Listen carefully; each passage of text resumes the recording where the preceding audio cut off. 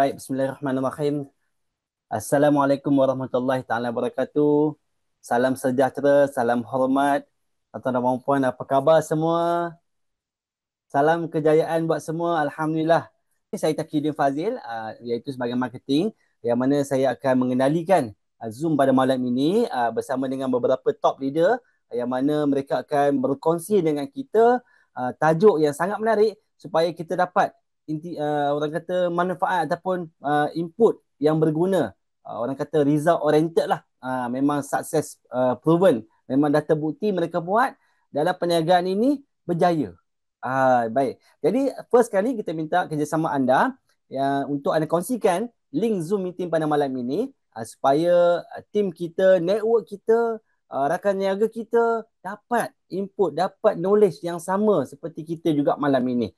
Baik. Jadi apa-apa kita nak ucapkan tahniah buat anda kerana berjaya masuk Zoom meeting pada malam ini dan kita akan bermula beberapa minit saja sebentar lagi.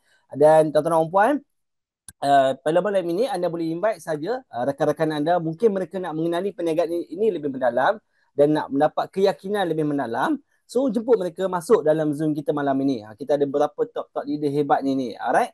Di mana kita akan tampilkan antara top leader, iaitu yang pertama iaitu Mr. Anwar Khan, asal daripada Johor.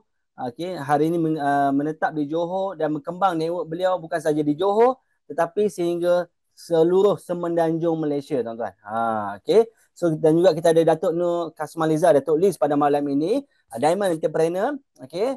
So juga mempunyai pasaran di seluruh semenanjung Malaysia dan juga di Pantai Timur juga ada tim rakaian beliau, dan juga Mr. Ismail Soim ataupun kita kenal sebagai Pak Ismail, Diamond Entrepreneur. Dan juga hari ini kita lihat bukan sahaja pasaran di Malaysia, okay, juga ada pasaran di Indonesia, tuan-tuan. Okay. Dan juga kita ada bersama pada malam ini iaitu Puan Hamidah Abdul.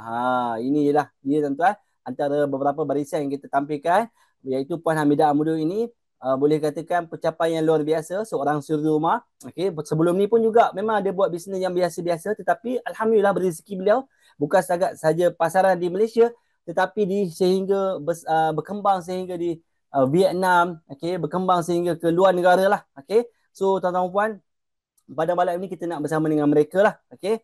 Baik, jadi setiap sharer akan berkongsi dengan kita lebih kurang dalam 10 ke 15 minit untuk kita nak faham tentang perjalanan mereka dalam bisnes Volten ini. Okay. Dan juga kita nak copy, kita nak duplicate apa yang mereka buat di Volten ini. Okay. Alright, sebab apa? Sebab mereka ni adalah result oriented. Memang mereka capai, mereka buat dan mereka dapat.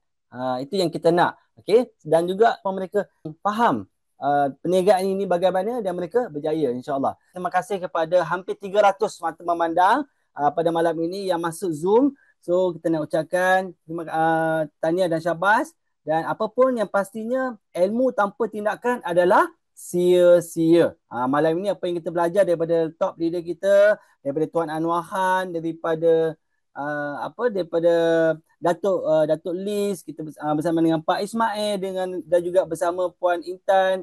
So dengan ilmu yang kita ada malam ini, tak ditindakan adalah sia-sia. So gunakanlah apa yang kita belajar pada malam ini, insyaAllah. Okay. Dan kita kena bertindak, tuan-tuan dan puan.